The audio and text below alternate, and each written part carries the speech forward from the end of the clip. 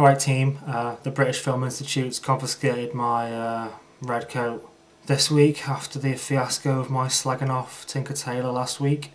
Either that or I just left it at home. God save our gracious Queen, the Queen. Today I'm going to review The Deep Blue Sea, not Deep Blue Sea, starring LL Cool J. The Deep Blue Sea is a film by Terence Davies, a British director, based on a 1950s play by Terence Rattigan. What's it about? Okay, it's about a 24-hour. Well, it's not really. It's like fucking hell, mate. I had 1 hour sleep last night, and it's already midnight. So.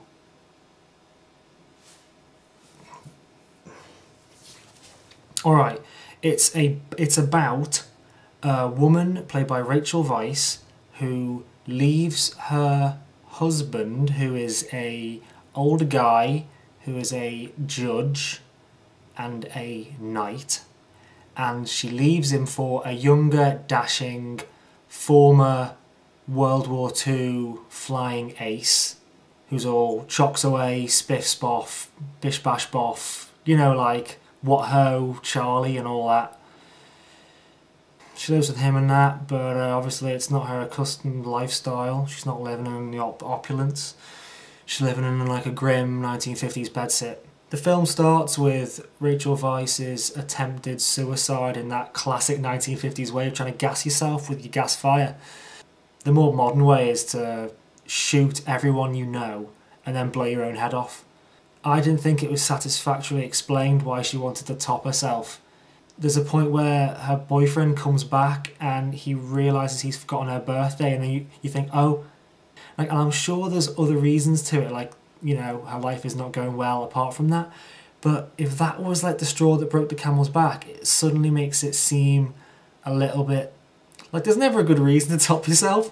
But, you know, if it's like the accretion of everyday shit, then, you know, that's dramatically justified. But if it's that, but then what causes her to actually decide to do it that day is that she didn't get any jewellery in the post. You know, I don't know. It seems a bit shit, I guess. It's another film about a 1950s marriage going wrong and about a 1950s woman being depressed. And there seem to be a lot of those movies, even if you go back to the 50s, and things like All That Heaven Allows, or the film that was kind of based on that from about 7 or 8 years ago with Julianne Moore. What was that called? Only in Heaven. Heaven is Amazing. A bit of heaven. Whatever that was. Or The Hours.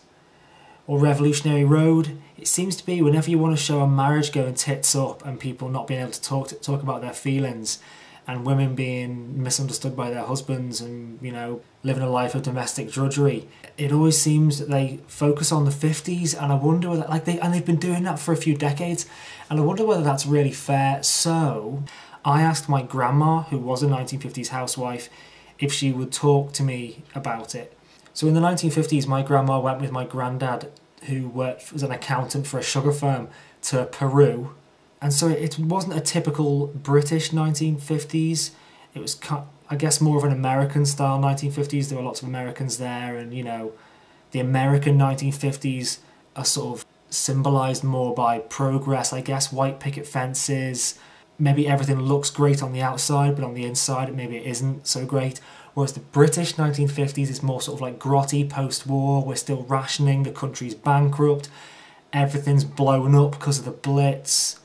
So they're kind of different, the British 1950s and the American 1950s, except for the fact that people can't talk about their feelings and everything's repressed.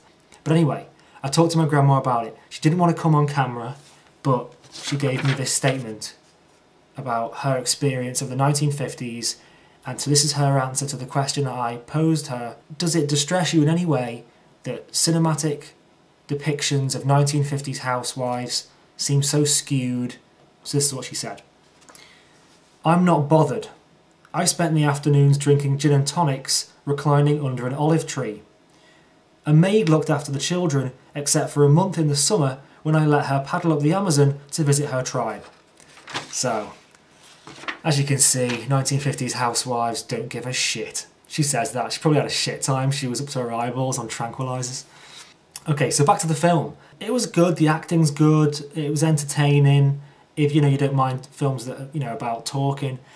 But given that it's like supposed... Well, I don't know if it's supposed to be, but it seems like it's trying to be like a sort of social realist film. But to me, you know, I'm not from the 50s, but it didn't seem like the people were acting like people acted in the 50s.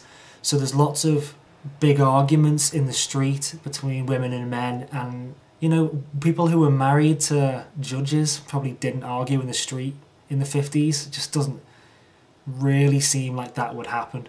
You can tell that this is based on a play because most of it takes place in this bedsit, and there's lots of scenes where you can tell they were originally in the bedsit but they've moved them out. But I wonder whether like those like argument scenes or whatever, they probably would have been better in the flat than outside where it's not really so realistic. I guess the main problem with this film is you're supposed to think that Rachel Weisz has left her husband because she's not really into it, and she got into it for convenience or whatever, or because he was nice, but she doesn't really love him, and she's gone off with this war hero who she does love, but he's, you know, got his own problems. He's got a huge ego, he's self-centered, but you don't see why she falls for him. Like, he's got no redeeming qualities. You don't really understand why she loves him, and her husband is so nice and like forgives her. That's all right. Jesus Christ, I might see you next week, guys. Ta-ra, I'm going to bed. Oh, Christ almighty. How do I turn this thing off? 12 minutes. Fucking hell, I've got to edit that before I go to sleep, you pricks.